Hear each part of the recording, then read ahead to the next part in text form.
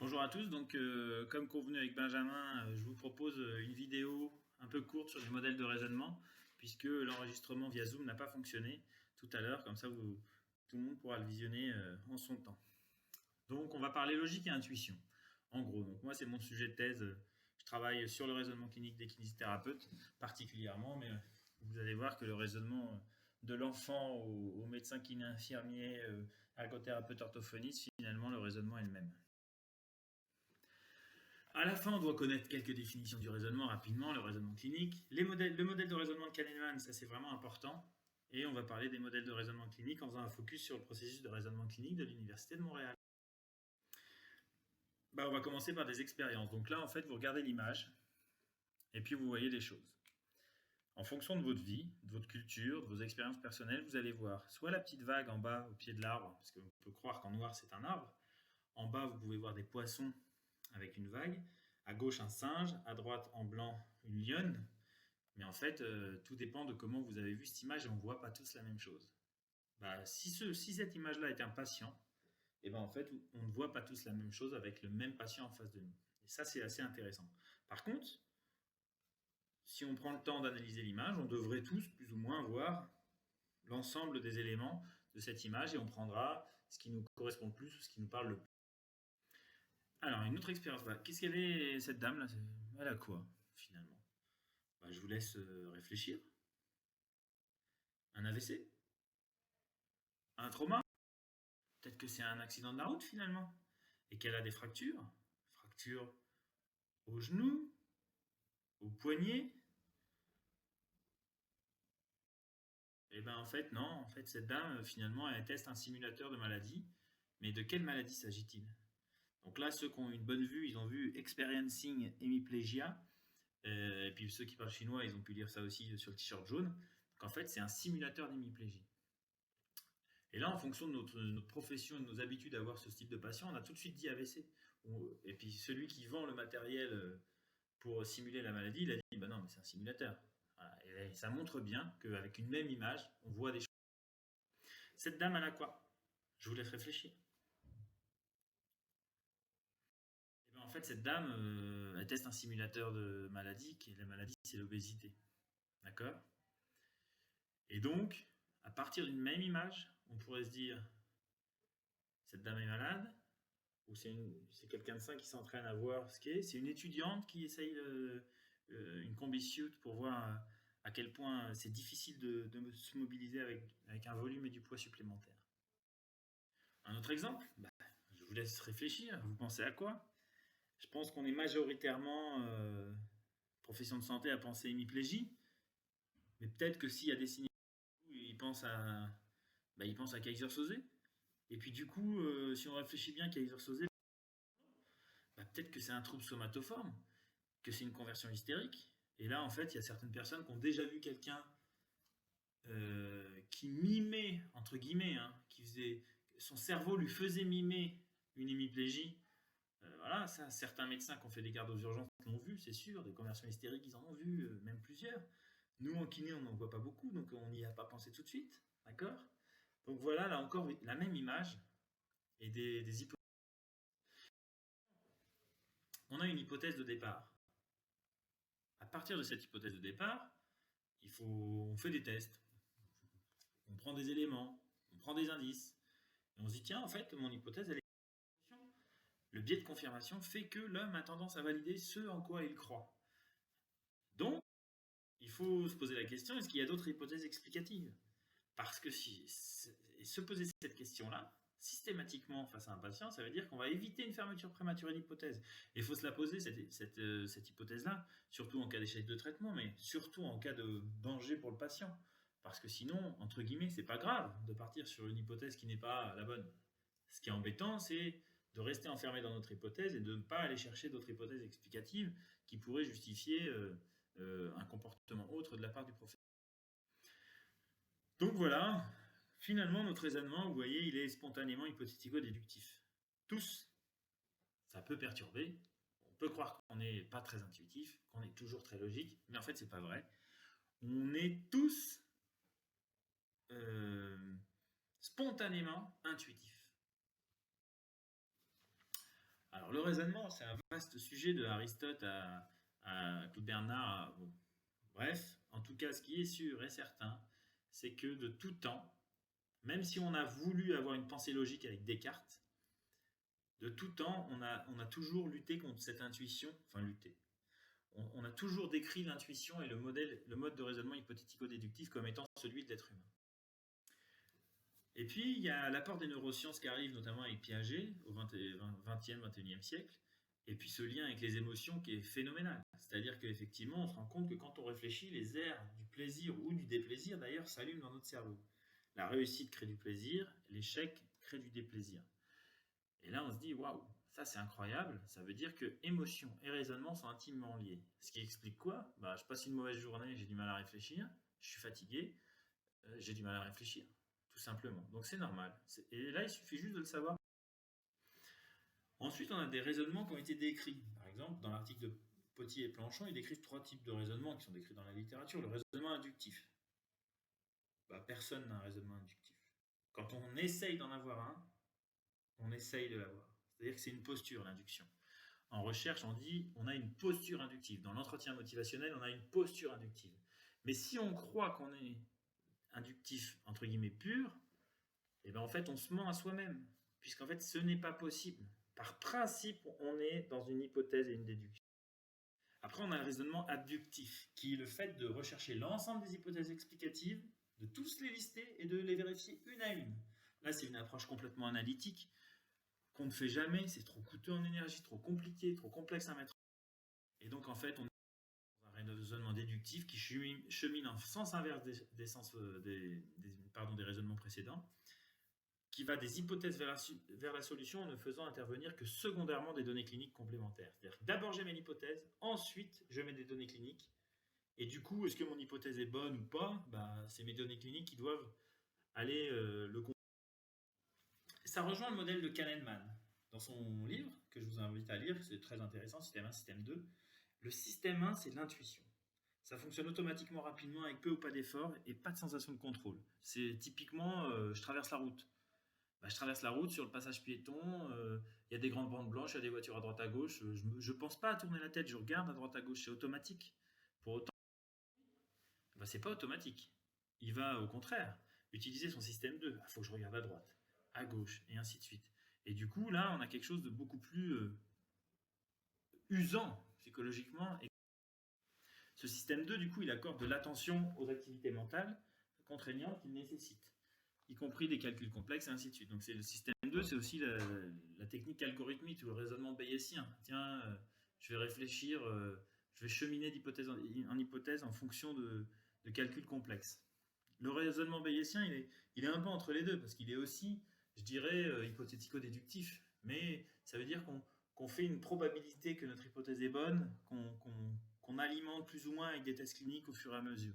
Donc là, on est encore dans un autre système, on est toujours dans ce même système plutôt, mais voilà qu'on a voulu préciser, alors qu'en fait, finalement, le système 1, système 2, ça marche. Les deux systèmes, ils sont complètement en interaction. Ils fonctionnent en même temps. C'est-à-dire que les intuitions sont approuvées par le système 2, et ainsi de suite. Ça se transforme en conviction, impulsion, action délibérée, ainsi de suite. C'est-à-dire que j'ai mon intuition, j'ai ma logique qui cohabitent en permanence. Sachant que le système 1, c'est le vrai de l'histoire, et pas le système 2. C'est-à-dire qu'on est beaucoup plus souvent intuitif que logique. Et finalement, le raisonnement clinique, c'est raisonner, mais au lit du... Et là, voilà une définition assez énorme du raisonnement clinique dans l'éloge de Henri Fouquet. Et là, vous le lirez, il y a tout. Il y a tout, c'est long, c'est compliqué, c'est complexe, plutôt que compliqué d'ailleurs. Mais voilà le raisonnement clinique. Il y a d'autres définitions aussi. Moi, je reprendrai la dernière de Marie-Claude Détain. Un ensemble d'habiletés cognitives, métacognitives, émotionnelles, réflexives et relationnelles. Pourquoi? Parce que ça rejoint le modèle de la compétence. Et finalement, si la compétence dans le soin, c'était tout simplement d'avoir un raisonnement clinique efficient en fonction de nos professions. Voilà, je pose ça là comme ça, je vous laisse y réfléchir et d'aller voir la vidéo sur le modèle de la compétence en même temps. Alors finalement, ce raisonnement clinique, quelle est la différence entre un novice et un expert? Le novice, il va recueillir plein d'informations, y compris la couleur du t-shirt, ça se trouve. Voilà. Alors que l'expert, il va trouver 3-4 informations, la canne, la telle au genou, la telle au poignet, point. Et en fait, la vraie différence, c'est que les novices vont prendre plein d'informations, mais vont avoir du mal à les traiter, alors que les experts vont en prendre beaucoup moins pour aller plus vite. L'éventuel problème de l'expert, c'est que du coup, il va trop vite. C'est-à-dire qu'il a ce fameux biais de confirmation. Il ne voit pas les autres hypothèses explicatives. Et donc, c'est là où, en fait, il faut constamment réguler ce système. Finalement, quels sont les modèles utilisés en santé? Il y a le modèle trifocal, qui est souvent utilisé par les infirmières, Psyhuc, et voilà, écrit beaucoup sur ce sujet-là. On a trois axes, hein, la pathologie, okay, les risques, les réactions humaines. Pourquoi? Parce qu'en fait, c'est ce qui est souvent utilisé quand on parle avec les infirmiers comme modèle de raisonnement. Après, en kiné, on a le BDK, qui est une approche analytique de l'être humain qui a un problème de santé. Et puis, comme le dit Franck Gatto, ça ne reflète que partiellement l'activité réflexivo-pratique continue des kinés. Donc, c'est pas adapté. Les généralistes, souvent, on leur apprend j'ai mis le sablier de Boineau. Et là, c'est pareil. On a une démarche diagnostique, une démarche décisionnelle, comme si les deux n'étaient pas intimement liés. Bon, ok. Et puis après, on a des algorithmes. Et là, on se dit, tiens, ça fait très informatique. Hein, c'est oui, non, comme si dans la vie, c'était aussi simple. Et là, l'arbre décisionnel nous permet d'éviter les erreurs. Alors, c'est vrai, connaître un arbre décisionnel permet certainement d'éviter les erreurs. Mais il se trouve que sur le terrain, personne ne suit vraiment ces arbres décisionnels. En tout cas, sauf dans les situations très très urgentes. Mais dans le quotidien, comme sur une entorse de cheville par exemple, c'est pas si simple. D'accord? C'est pas si simple parce qu'en fait, on a tous ce qu'on appelle des concepts pragmatiques, c'est-à-dire on a tous des éléments en fonction de nos expériences personnelles, des patients qu'on a déjà vus, des choses qui nous sautent aux yeux et qui nous font dire que ah là c'est bizarre. Je me souviens de ce patient il y a 2 ans, je l'ai suivi, il avait la même chose, la même douleur, ça rentre pas dans les critères d'Ottawa, mais en fait c'était cassé, donc je vais l'envoyer aux urgences. Et ça, finalement, ça rentre pas dans les algorithmes. Et puis on a un truc qui sort en 2012, qui est le processus de raisonnement clinique de l'Université de Montréal, que nous, on utilise à l'Université d'Orléans comme modèle de référence sur la résolution de problèmes. On est dans le paradigme de la résolution de problèmes décrit par X. Jones, notamment dans leur bouquin Clinical Reasoning in the Health Professions, très, très bel accent anglais. En fait, il y a clairement le raisonnement clinique est dans le paradigme de la résolution de problèmes. C'est ça, le processus de raisonnement clinique de l'Université de Montréal. Je vais vous le détailler. Il y a 8 étapes. Ces 8 étapes, elles ne sont pas l'une après l'autre. Au cours d'une même séance, on peut faire 5 fois ces 8 étapes. Par contre, dès qu'on a une hypothèse, on va faire remuer tout ça pour avoir la première des étapes. Celle-ci, c'est dès le départ. On voit le patient dans la salle d'attente, voire même on l'a juste au téléphone, on a déjà une hypothèse. Des hypothèses très simples. Hein. Tiens, lui, c'est un douloureux chronique. Tiens, lui, ça va être compliqué. Tiens, lui, oh là là, on va pas s'en sortir, il a mal depuis trop longtemps, et ainsi de suite. Après, on a les objectifs de la rencontre. Et là, clairement, on a tous, ce modèle-là, il s'applique à tous les professionnels de santé. On a tous des objectifs. Alors, le médecin, il va avoir l'objectif du patient et le sien. Le kiné, celui du patient, le sien, et celui du médecin. Le médecin spécialiste, ça va être celui du médecin référent, voire du bilan kiné, voire du patient en plus, enfin du patient c'est sûr, pardon, et le sien. Donc en fait, ça dépend de la situation. Mais on a tous à négocier entre. Après, on fait notre examen clinique, notre anamnèse. Voilà, on parlait tout à l'heure des indices, on prend nos indices. Les novices vont en prendre beaucoup, les experts un peu moins. Et on va pouvoir décider de l'action. Mais avant ça, on peut être complètement perdu et avoir besoin de stratégies de recours. Et là, du coup, il faut utiliser le système 2, il faut revenir à la logique. Il faut rouvrir un livre, peut-être resuivre un algorithme décisionnel parce qu'on est paumé, aller demander aux voisins, aux collègues, du coup, et ainsi de suite. Une fois qu'on a bien fait tout ça, donc soit on a besoin de l'étape 4, stratégie de recours, soit on n'en a pas besoin, on va organiser les connaissances pour décider de l'action. Et là, c'est simple, on va mettre tout ce qu'on a en tête sur le problème de santé du patient, l'épidémie, les caractéristiques épidémiologiques, les conditions de survenue, la constellation de signes et symptômes, l'évolution normale de la maladie, pour arriver à organiser les connaissances pour décider. Ensuite, du coup, on va mettre en œuvre les actions appropriées. Et là, tout simplement, on va faire ce qu'on a à faire en tant que soignant. Alors, le médecin, par exemple, ça va être prescrire tel médicament. Le kiné, ça va être faire un étirement. L'orthophoniste, ça va être faire des exercices de déglutition. L'infirmière, ça va être faire un pansement avec les outils adéquats. Voilà. Après, on va évaluer nos résultats. Et oui, le médecin il va se dire, bon bah du coup, ça vous va là, ce que je vous ai prescrit, ça va aller. Et puis après, plus tard, 15 jours plus tard, alors du coup, ces séances avec le kiné, ça a fonctionné comment, vous en êtes où? Voilà, le kiné il va faire pareil, en fin de séance, il va dire, montrez-moi comment vous marchez là avec ce que je vous ai appris. L'orthophoniste c'est pareil, elle va dire, on évalue tout le temps nos résultats, mais on évalue au cours de la séance plein de fois les choses. Et puis après, il y a cet aspect métacognitif où là, en fait, on va revenir sur la situation qu'on a vécue et on va se dire, tiens, ah là, j'ai bien réagi. Ah, c'est bien, là, mon patient, il a bien progressé. Du coup, on va ancrer dans notre esprit le fait que dans cette situation-là, on a agi correctement. Ou alors, on va ancrer dans notre esprit que dans cette situation-là, ah, je serai plus vigilant la prochaine fois parce que là, j'ai pas fait attention. Mais du coup, ce côté métacognitif, on l'a tous. Les cogniticiens qui ont travaillé sur le modèle de Montréal ont réussi à montrer qu'on réfléchissait tous sur notre action, ce qui est bien. Et par contre, ce qui serait intéressant, c'est de réfléchir ensemble sur des situations cliniques identiques, mais avec nos professions différentes. Et ça, la MSP est peut-être un lieu intéressant. Et tout ça, en fait, toutes ces actions font qu'on organise nos connaissances. Alors, il y a des choses qu'on apprend, et il y a des choses qu'on assimile avec l'expérience. Et vous voyez, par exemple, dans les connaissances organisées, il y a une dernière case qui s'appelle les mémoires des cas antérieurs. Ce qu'on appelle les savoirs expérientiels cliniques. C'est-à-dire tout ce qu'on a vu qui fait qu'on arrive à s'adapter aux situations. La mémorisation de nos cas antérieurs, c'est ce qu'on appelle l'analogie. C'est-à-dire, on colle une image sur une autre image. Et là, je reviens à mes images du début. Quand vous voyez le patient hémiplégique dessiné, en fait, vous collez un patient dessus. Vous dites, ah, ça ressemble à monsieur machin, madame machin, elle a une hémiplégie. Et du coup, vous allez coller. D'où l'intérêt d'avoir pas mal de cas antérieurs, mais aussi de rester toujours ouvert au fait que votre esprit veut toujours confirmer l'hypothèse numéro 1 qui vous vient en tête. Et donc, il faut avoir une ouverture vers d'autres hypothèses explicatives possibles.